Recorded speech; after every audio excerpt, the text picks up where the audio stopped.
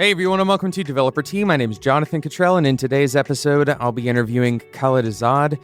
Kalid has been on the show before. I'm really excited to have him back on. He is the creator of BetterExplained.com, and we interviewed him about a year ago, a little bit less than a year ago, and he recently rolled over 10 years on Better Explained. Hugely popular site and also incredibly helpful. We're going to talk about some of the things that he has had epiphanies about. We talked about some of them on the last episode. We might end up actually talking about some of the same ones again, but some of his more recent epiphanies. But more importantly, we're going to discuss the 10-year history of Better Explained and some of the lessons that Kalid has learned along the way in creating content that is fundamentally valuable. That's what we're going to talk about in today's episode. Of course, as usual with these interviews, we split them up into two parts. That's because we still try to keep the length of the episodes on Developer Tea as low as possible. Obviously, with interviews, they're longer than the other episodes, but we split it up into two parts for that reason. Make sure you subscribe so you don't miss out on the second part of the interview. Now, let's go ahead and jump straight into the interview with Kalid. Let's see. Can you hear me okay? I can. It sounds great. Oh, perfect. And you too. Good. It's been a little bit since I've hooked up all the mic stuff, so it's still working. Good. Yeah, I totally understand. Cool. So I'm really excited about the interview today. Thank you very much for coming on the show. Oh, yeah. No, thank you. I was going to say, I really, actually, it's funny. Even our previous interview, I would just in the car sometimes, if it's in my player, like my podcast player, I'll turn it on. It was so much fun, and there's just something about it where because I myself I forget a lot of things that I figured out. Like actually, I have to write things down because it's so easy for me to forget. Oh, like that was something I figured out, and then it just leaves my mind. So Yeah. I come back to it, and I'm like, oh my gosh, that's like that was a kind of a fun way to approach something or something. So it's sort of like for me too is informative just to remember. It sounds like the podcast has been going really well. I mean, you've been cranking them out, and that's something I've been impressed. Man, I think last time too we started record. Basically, I'm gonna talk your ear off. So whenever No, go ahead. Yeah. So, I mean, no, that's one thing for myself that one of the things I'd like to become better at is being a little bit more consistent or having a schedule. I'm sort of a little bit, I think maybe a little bit of a diva in some cases where I try to get myself inspired or in the mood sometimes to create. And I think I feel like you have a more kind of disciplined, like in a good way, just, okay, we're just going to every week have a recording, or I'm not sure how often you're doing these, but it's enough that you basically have a pretty big pipeline. And I think taking the whether or not you're motivated question out of it, it seems like you're kind of, it's happening no matter what. And, it just sort of happens. And I feel to myself, I still have a little bit of a sense that I need to be kind of ready, so to speak. Yeah. Who knows if you're feeling ready one day or not, but I feel like you're just like, okay, like we have an interview lined up. Let's just do it. So it's awesome. Well, normally I have like a couple of minutes where I talk to interviewees, I guess, interviewees that I have on the show. It's really interesting that you mentioned that, because I think it's actually very relevant to our discussion that we're going to have about the 10 years and the lessons that you've learned along the way. The podcast is going well. I have a tenuous relationship, kind of a frustrating relationship with this thing called motivation or inspiration. And it's a really hard thing to try to put into a box, right? Like when the idea strikes, whether it's at dinner time, with my wife, or if it's at 3:00 in the morning, if I don't capture it in some way or something like that, then I end up losing it. And so what I've tried to do is create some kind of semblance of a regular schedule and a space to be motivated or a space to be inspired. I actually talked about it on the last episode. So one of the things that I do actually is I'll work out for like 20 or 30 minutes, really short workout, and then I'll take a shower.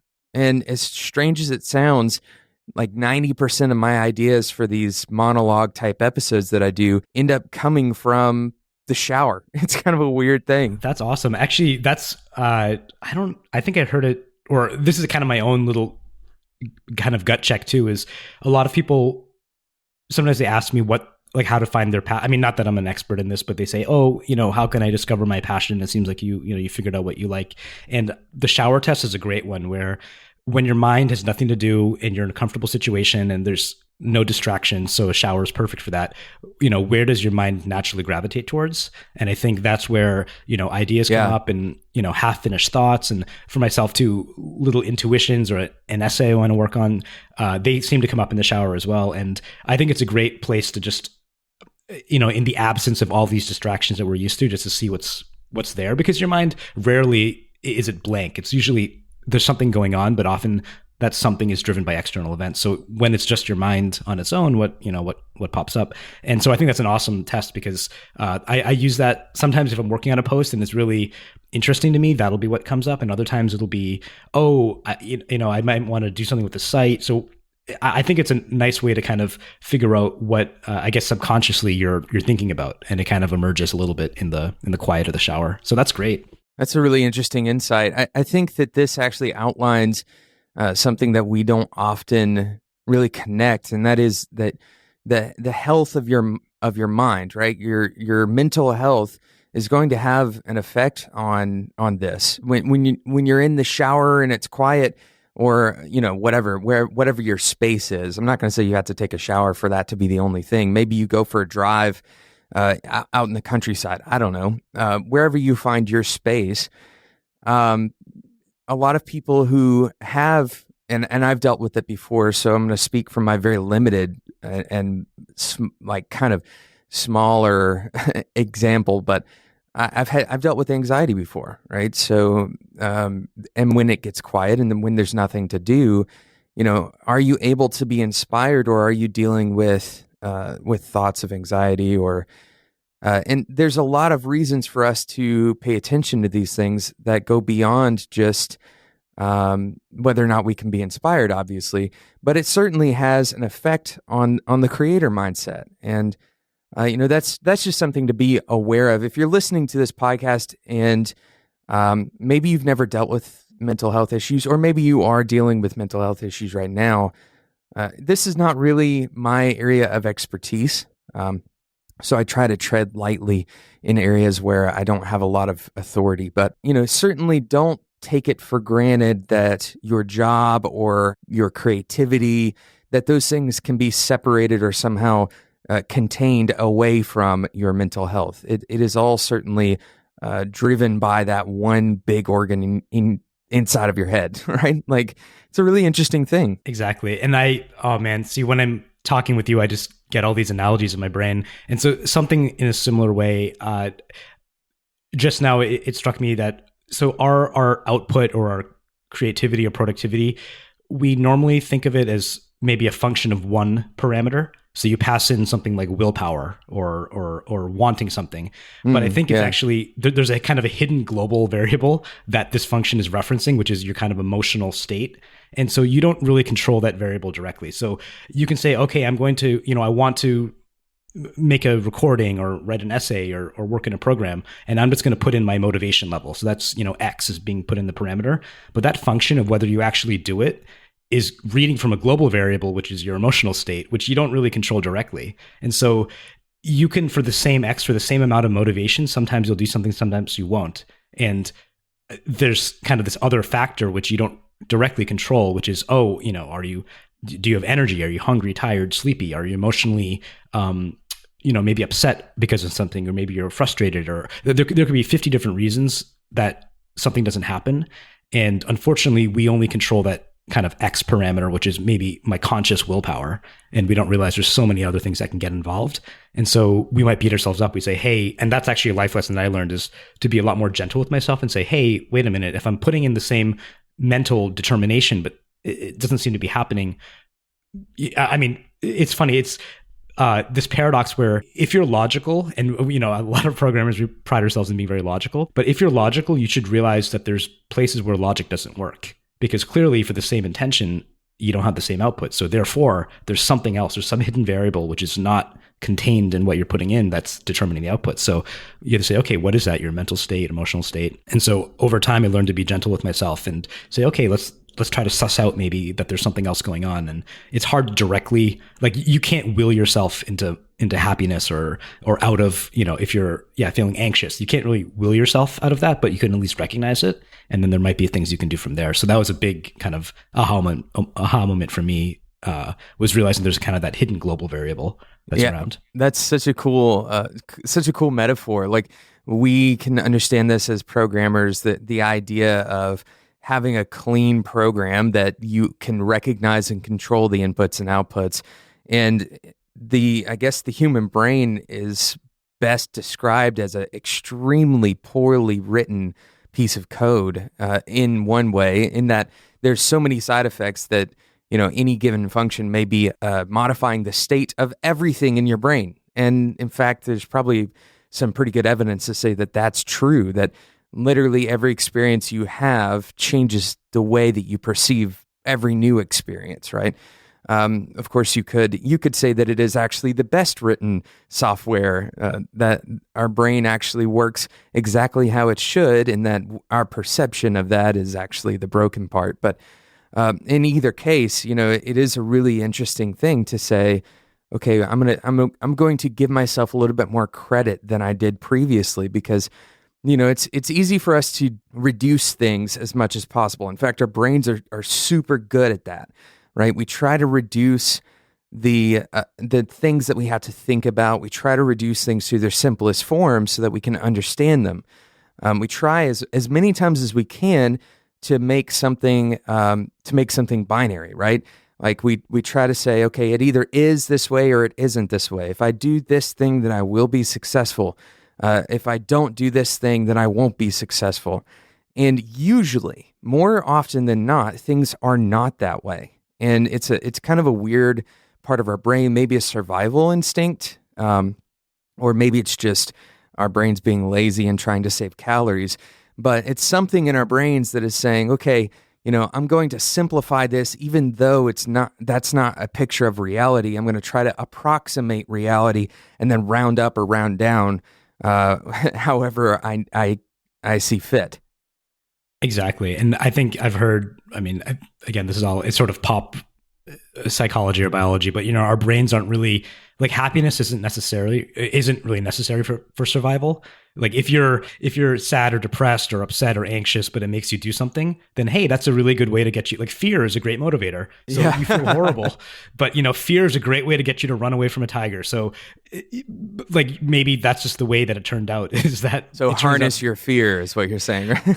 Harness your fear, or it's more that I guess it's that your brain, or understand it at least, right? Understand it, yeah, exactly, and realize that it might just be a signal that historically has been very useful in terms of survival, but it's not particularly useful. It's not enjoyable necessarily. Right. So you can sort of separate that. And actually, one approach I've taken too is, like you said, like the brain and our mind. Again, as programmers, it's fun to have a system and you want to reverse engineer it and figure out how it works. But I think, the human mind and consciousness and the brain these are so abstract and difficult. My kind of high level approach is to sort of work backwards from what's happened in the past. So, for example, it's hard for me to explicitly state my values, let's say. Like, if you just ask me right now, what are the most important things in your life? I can think for 3 seconds, but that's kind of my brain trying to construct scenarios and saying, oh, okay, it could be like relationships and, learning. And I can just off the top of my mind think of a few things, but is that really what my values are? Or am I just, creating kind of a little bit of a story? And right. So one thing I've done is basically over time, when I feel alive, so my notion of alive is, you have that aha moment, you feel energized, you're in the, kind of flow state, you're basically just these happy moments in your life. Whenever they happen, I just try to write down what I was doing or what happened. So it might be, hey, I had a really great interview, or maybe I got like a nice note from somebody that something was helpful, or maybe I figured out a problem that I was working on, and there could be dozens of different events that are happening. And so I've been keeping a text file. I call it the feelgood.txt file, basically. And it's just kind of a straight, just notepad text file. And whenever I have an entry or something happens that really makes me feel alive and energized, I write it down. And so actually in the blog post, I took that file, and you can look through it manually, but I ran it through kind of a word cloud diagram. So I said, okay, let's just at a purely, and this is kind of the programmer part coming out. Okay, just from purely kind of analytical perspective, like what words or themes seem to be showing up. Yeah. So for me, I ran it, and it's basically I have a word cloud, and it's essentially curiosity, learning, helping people, getting in the zone. So being in that flow state is itself super enjoyable, and then sort of having fun and kind of a playful sense of playing with ideas and being kind of a little bit irreverent and so on. Those things really get me alive, or they make me alive. And so I was able to kind of extract out the emotions or the things that created good emotions. And I don't know if it's necessarily a conscious, thought process. It's really just write down what happened, and then you kind of reverse engineer out, oh, these things were happening every time I was happy. Yeah, I have this on my list of things to talk to you about, actually. So I'm really glad that you brought it up and not me, because it's one of my favorite ideas that I've heard from you. And I also have heard a similar idea from the great Tim Ferriss. I'm going to invoke his name. I know in the podcasting world, there's probably a fairy somewhere that's carrying him a little note to remind him that he still is at the top of the business list on the podcast, top 10 or whatever. But he talks about the jar of awesome, and I think he actually stole it from somebody else too, or borrowed it. But he talks about the jar of awesome, which is a very similar concept. Whenever somebody experiences something really awesome that day, write it down on a piece of paper and drop it in this jar, right? And the whole goal here is, there's a couple of things that both of you have mentioned, is the review portion. It's not the process of actually collecting it. It's going back and learning. It's almost like collecting data, and then you're going back and learning about yourself based on reality rather than based on like you're saying, a constructed story, right? It's very similar to a quote that I heard recently, and this is a really good, it's like a little gem, an extra little nugget here for you business owners that are listening to Developer Tea. But I heard a quote, and I can't remember who it was from, but they said, your culture is not what you say, but what you celebrate.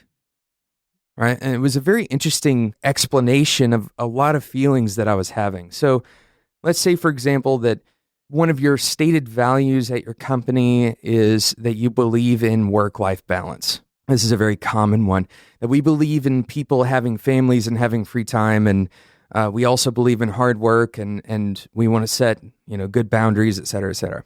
But then you have someone stay past their normal working hours. Let's say, some project fails and you have a work explosion, and then somebody has to stay until 7 p.m. one night, right? Okay. Now, in this scenario, how often does that same company that states that one of their biggest values is family values, right? They state that going home at 5 o'clock every day is an important part of their balance metrics or whatever. And then they celebrate this one person who decided to stay late. Now, it's a really interesting thing, because certainly we want to celebrate the efforts, the above and beyond efforts of workers, right? That's a really important thing. But how many times are you celebrating when you actually accomplish balance? Are you actually giving this message clearly to the people that you work with when you don't celebrate the things that you say you value? It's a good question, right? I'm not certain that it's 100% the case that you should be celebrating every day at 5 o'clock when people leave. I don't know that that's, any better necessarily, but I do think it's an interesting study to determine, okay, the things that make me feel good, or the things that I actually that are emotionally evoking for me. Am I actually recognizing those things when I say these are the things that I value? Exactly. And I think that's a good analogy too, because you're right. If a certain, for example, pulling an all-nighter or cranking, or, having kind of a death march to finish a project, and that's rewarded. I mean, it is sending a pretty strong signal that is really what's important versus the other things. And I think, for yourself personally, your own happiness, right? Like if you feel alive when something happens, then that is a pretty strong signal that that's actually what matters. And so I think and it's really easy to, the thing I like about this too is that it's not, it's the celebration or looking at your own happiness levels over time. It takes a little bit of the guesswork out of it. Like you don't have to do anything in particular. You don't have to, you're not telling somebody celebrate here. It's just pay attention to when you celebrate.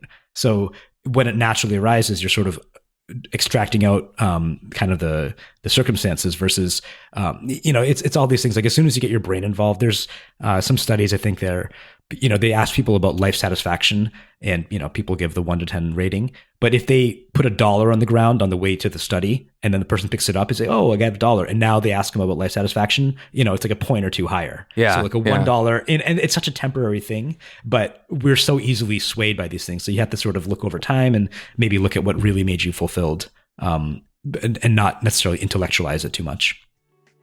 Today's episode is sponsored by Headspace. If you haven't heard of Headspace, Headspace is an application that helps make meditation simple. Hopefully you have heard of Headspace. Hopefully you're listening to Developer T enough that you've heard the last couple of episodes. We talked about Headspace a few times. As a developer, investing in your mental health is one of the most important things you can do. We've already talked about that on today's episode, and we're going to talk about it on plenty of other episodes because it's not a small subject, it's not a simple one, but meditation has been shown to be good for your mental health. This is pretty much across the board. Very few people can get away with saying that they wouldn't benefit from meditation. So meditation is a great way to improve your mental clarity, your focus, and your creativity. And the best way I can describe it is it's like practicing focus. And we've talked about practicing focus on this show before, but that's what meditation is like. It's like practicing focus. Now, there are plenty of ways that you could meditate, but Headspace makes it simple. They really do. They guide you through this very pleasant application, very well designed, and it's much simpler to approach than just going on YouTube and trying to find guided meditation. So go and check it out, headspace.com. Of course, you can find it in the app stores, but headspace.com to learn more about the company. They have over 10 million downloads worldwide, by the way, and they're building a world-class engineering team with offices in San Francisco and in Los Angeles. So if you're interested in joining Headspace as a company, as a developer, then go and check it out. Headspace.com/join-us or spec.fm/headspace will take you directly to that link. But again, Headspace is hiring for people who are interested both in mental health as well as becoming a developer at a world-class development team with over 10 million downloads worldwide. Thank you again to Headspace for sponsoring today's episode of Developer T. Just wait for a day even, or wait for a few hours. Don't send that email because that could be that primary stake in the ground memory. If you've seen, I'm sure you've seen Inside Out, right? Yes. You have these particularly important memories that like anchor memories. Sorry for spoiler alerts. Hopefully we're past that now, but particularly important memories, right? And this is how we build our perception of something. You have, if you think about your childhood home, for example, and I think I've talked about this on the podcast before, but you don't think about the entire home. You think about like your bed sheets, right? Or like you think about a particular toy that you played with, or that one time that your mom made cookies with you or something like that, right? And everybody has different versions of those, but trying to construct an average experience across your entire, relationship with someone, that's not going to be the way that they evaluate that relationship. They're going to evaluate it based on the high points and also based on, more recent memories. Exactly. And on that as well, another life lesson that I came to appreciate was, the value of not taking things personally. And again, that's an easy thing to say, like, don't take it personally. Just, it's not an issue with you. You can kind of deal with it more abstractly, but actually learning to internalize that was probably one of the biggest things, because a lot of, our reactions and so on, it's not just what somebody did, but it's our interpretation of it. And so all that emotional heat that comes is kind of extra, it's like things can, and writing online essentially gives you many, many chances to see or to kind of, test or doing anything, whether you're podcasting or writing or making videos, being on forums, open source software, anything that you're making, you'll have a lot of chances to test your don't take it personal approach to things. Yeah. And, after time, I mean, unfortunately, it can be tough. I mean, you see people, that's actually another thing too. A lot of people, some people figure it out, thankfully, or figure it out in the sense that they learn how to manage it. But oftentimes, like I've been close, like to, either burnout or getting upset or something and saying, okay, is it worth it? And I, unfortunately, in the open source world, especially recently, like you see posts of people that are just, they don't want to deal with the negative consequences of having something out there. And it makes sense because, they're getting, I think in general, I get probably 95 to 5% positive to negative. So it's a pretty good ratio and it is easy to manage. But I think for certain projects, I'm sure it's closer to 50-50 or even worse. So some people, they have to deal with that a lot more in a difficult circumstance. And so that is, I think the other skill is just learning not to take it personal. And it kind of, it helps a lot of parts of your life as well.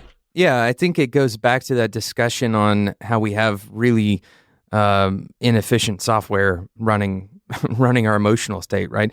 That somebody could have had a bad breakfast that morning, and therefore they're going to leave a bad review for your app that has nothing to do with their breakfast at all. Like, there's so many things, and one of the ways that I've kind of proven this to myself is whenever I get a bad review on iTunes, which, by the way, is totally fine. Whenever I get a bad review on iTunes, I'll go in and I'll look at that reviewer's history. And more often than not, you'd be surprised, more often than not, people who leave a bad review for one thing very often have also left a bad review for another thing. Just watch out for that kind of stuff. It's very likely that when you take something personal, the problem that you're kind of propagating, I guess, for yourself is that you're thinking that person has really well constructed their criticism on you, that it really is actually your fault. But most of the time, there are 100 other factors that you're not considering, that you couldn't consider. There's no way you can know what's going on with that person. Exactly. And I sort of have this. So the flip of that too is if something goes really well. So this is kind of the yin and the yang of it, I suppose. But even if somebody loves your stuff, like it's great. Like I'm happy when somebody likes one of my articles, but I try not to think, oh, I'm such an awesome article writer. I mean, it's maybe like they were just ready for it. Like they had the right background, so when they saw it, the analogy just popped into place. And for somebody else, they didn't have the background, or maybe what I thought was funny was actually really boring to somebody else. So there's a lot of factors in there. So I think ultimately I try to put forth my best effort in the sense that, and this is another little paradox, like best doesn't mean 100% max effort. So, my best effort at writing doesn't mean that I spend 20 hours every day writing something. My best effort might be 2 hours. That's the reasonable amount that I can put in sustainably. So, okay, let's say it's 2 hours for a week, and then I have 10 hours, and then I make a post based on that. So, based on my best effort, I feel like, okay, that was what I could accomplish with that. Let's put the post out there, and then some people like it, some people don't. Okay, like I can't really control if they like it or not.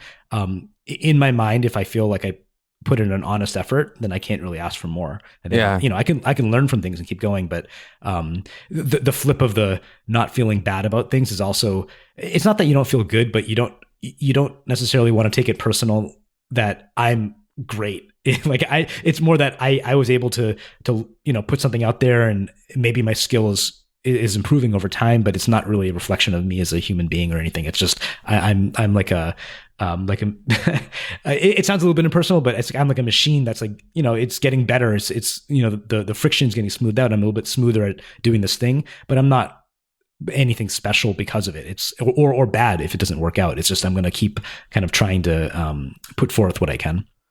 Yeah, that's a really good insight. I think that having this overly positive view of your own stuff that's a common problem. People are generally proud of themselves about one or two things, right? I think it's, we have this encoding in our brains. Maybe it's from school. You tell me what you think of this, because I think it's a pretty interesting analogy, or maybe it's more like the etymology of the way we think about ratings, for example. But we have this encoding built into our brains of less than 60% means failure, right? Or less than a particular number means that you are actually going to experience something negative as a result. You're going to fail this class. You're going to fail this grade. Maybe even fail, lose your scholarship if you're on a scholarship in college and it relies on your grades, which I went through that, right? Well, I didn't go through losing my scholarship, but I had a scholarship and I had the fear that failure would mean, something largely negative for me. And I think that, when it comes to putting out content in particular, and here in a second, we're going to talk all about your 10-year history with Better Explained, but when it comes to putting out content, we have that same encoding in our brains that anything less than approval is actually doing something bad in the world, right? Like that somehow we've made somebody's day worse because of the article we posted or the podcast we recorded. And usually, more often than not, I would say, it's a better way to evaluate your stuff by how much good it has created. And even 20% is still some level of value, right? Like, I think we still view that if we have a 20% approval rating, then we're actually hurting the world. But that's not true. The other 80%, they're likely just to ignore us, right? Like, they're likely just to move on with their day and it's not a big deal.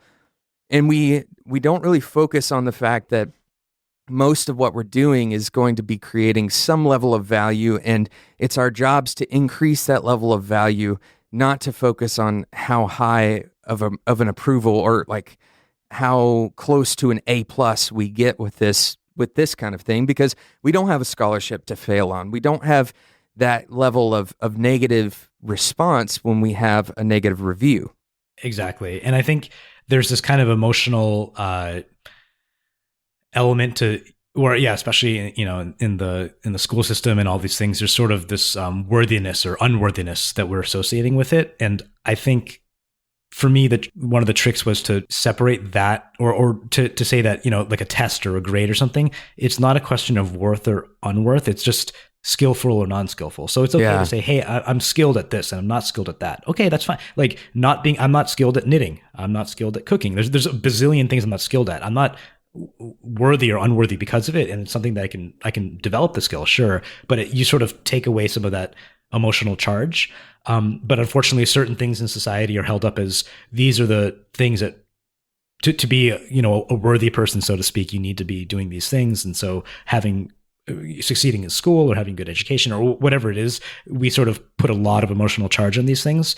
And I think what happens is we get now, we're afraid to fail. We're afraid to explore because if I fail, it means I'm not worthy. I mean, I'm not good enough for something. So, seeing that connection for me at least was pretty important, because once you separate it a little bit, you can start to treat it just like it's like a skill. I'm trying to think of a good analogy, but something like knitting. Like very few people probably are upset that they don't knit that well. But you're not like, oh, like it's like, okay, but not doing well in school. Oh my gosh, like this is my life's going to be horrible. And of course there's more outcomes attached to the school thing, but in terms of wanting to improve or trying to improve, there's sort of like a gentleness that you can take that you would approach yourself with. Hey, I want to improve at knitting. Okay, let's try this. And maybe you practice, but you're not charged up about it. But with something like math especially, there's a lot of emotional energy around there. So when people are failing at math or they're not doing well, they don't see it as a skill thing. They see it as I'm stupid or it's I'm an bad. Identity thing. It's an identity thing, exactly. And I think one of my realizations is that pretty much any skill can be seen as this kind of it's just a skill. It's just something to learn.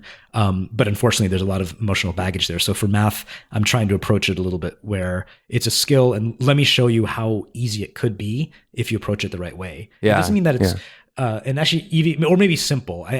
It's straightforward if approached the right way. Just like a marathon is straightforward. It's not difficult to understand the concept of it. I mean, executing it can be hard, but you at least get the gist of it. And so for a lot of math, to at least understand what's going on and actually doing it can be laborious, but sometimes just understanding it is not too bad. And so even that level, a lot of people feel like they can't approach it. Actually, I think programming is similar where, a lot of people probably fear the technical side of things, and some things are very intricate and laborious, but a lot of the high level things, like just, I think most people in society could become really good at Excel, let's say, and that's like very simple programming. You have kind of cells and fields, and there's if statements, and I think most people in society could be pretty proficient at Excel if we really saw that as a skill to be good at. Yeah, that's a pretty it's a pretty useful level of programming for most people, I'd say. sure. Yeah, I agree. I think you hit on something that's really interesting. And man, this has been such a cool stream of consciousness conversation with you. Something really interesting, that is the identity piece. I think, in society in large, we have these moments and again, encoded maybe by school or but by something. But we have these moments where we put something out into the world, or we do something, and we're basically waiting for our grade. Like we're waiting for the reaction. Like I send out a tweet, and I'm evaluating my ability to write a tweet, and therefore, some other aspects of my identity or personality or likability based on the number of hearts I get. When really, or likes. I don't know what the noun is, but really, it's there's going back to that side effect thing. There's so many other things that could go into why I only got one like on that tweet. Like, for example, I sent it at the wrong time of day, or everybody's at work, and so when I sent that tweet at 3:00 in the afternoon, nobody even saw it. Like, but I think the fundamental problem there is that we aren't taking a minute to say, wait a second, I'm letting everyone else tell me what my identity is. Like I'm searching for this thing. I'm trying to uncover the thing that's most valuable, and the only way that I'm doing it is through some really poorly formed user research, right? Like, based on whatever people are responding with, I'm just taking that and applying it to my self-esteem, or I'm applying it to my own self-perception.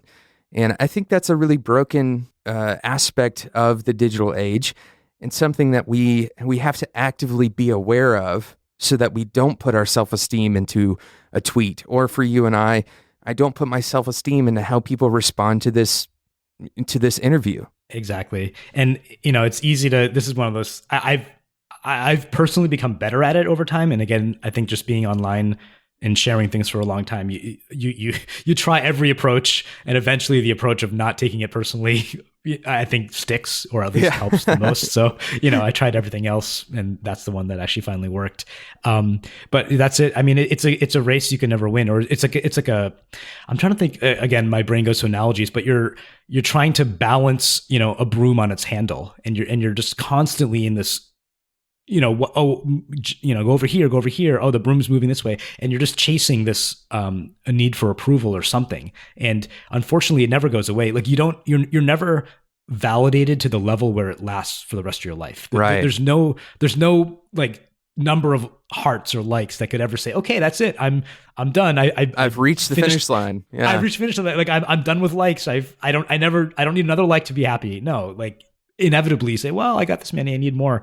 And so I started to realize that this is sort of a unwinnable situation, that you can't, as long as you think that somebody else can give you that validation, it's because see, the flip of it is that I like these little paradoxes, is that as soon as let's say you get that validation, let's say there's some number in your head, which is, like 1 million likes or something, and you do a tweet and it gets 1 million likes.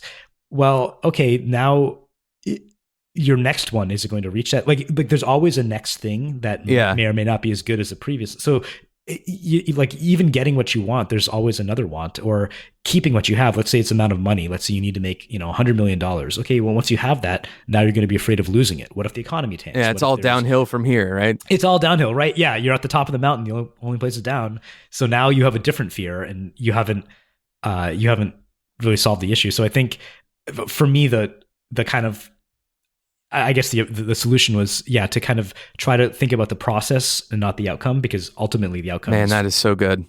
Yeah, it's really hard, and it's not like it's not like I figured this out day one. It was just over time, and again, I'd say I've removed maybe 90% of the things that bothered me about these kind of emotional issues. So there's still things that do bother me, but I'd say the vast majority of ones that used to, like a bad review, or like I have books on Amazon, if somebody doesn't like it, okay, no problem. Like I used to be more upset about that, or saying, oh, what did I do wrong? And now it's okay. It's just not a fit for that person. It's fine. I mean, you don't want to dismiss their feedback. If somebody has concerns, sure, like you want to consider them, but you're not putting that extra emotional weight behind it where I'm a bad person or I'm not worthy. It's just, okay, here's some issues that perhaps I can address, if it makes sense for me. Yeah, this is something that's really important for developers, because more than most groups, I would say, developers in their professional lives, they experience that imposter syndrome, right? And that's such a trigger word now, and I almost hesitate to use it because it's so commonly discussed in these circles, but it's a real thing, and it's something that I still get messages about pretty much weekly, about feeling like I just don't think I have enough knowledge to do this thing, or and there's some level of identity crisis as a result. And my hope is that the people who listen to this podcast can gain a little bit of encouragement from people like Kalid and I. We both started out, at the same place that you started out. And I know that that's also another common way of describing this. Like, everybody starts out not being able to walk, and eventually you have these master athletes and all that. And I understand that everybody's situation is different, but it really is a perception thing most of the time. Most of the time, there's something that is, blocking your perception on what you're able to do. Thank you so much for listening to today's episode of Developer Tea, my interview with Kalid Azad. I hope you were as inspired by today's episode as I was. Kalid is a great thinker, and as simple as it may seem, the enlightenment that you can get from seeing someone else's way of perceiving the world, and seeing people like Kalid, his way of building metaphors and analogies and explaining things in a new and a better way. This is inspiring, and it helps us think better, right? So thank you so much for listening to today's episode. Thank you again to today's awesome sponsor, Headspace. If you haven't tried out meditation because you think it's odd or it feels weird, I challenge you to try it out, even if it's just for the trial period, which is totally free, by the way.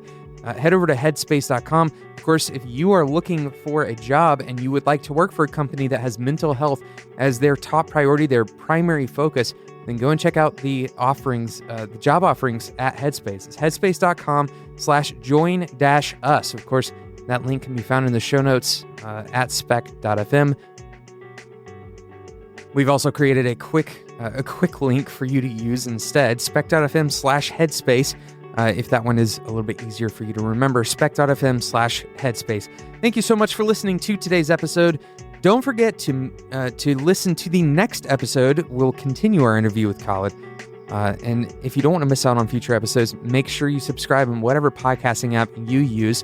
I like Overcast. I like Pocket Casts. Hopefully you have found one that you like as well. So go ahead and subscribe in whatever podcasting app you use if you don't want to miss out on future episodes. Thank you again, and until next time, enjoy your tea.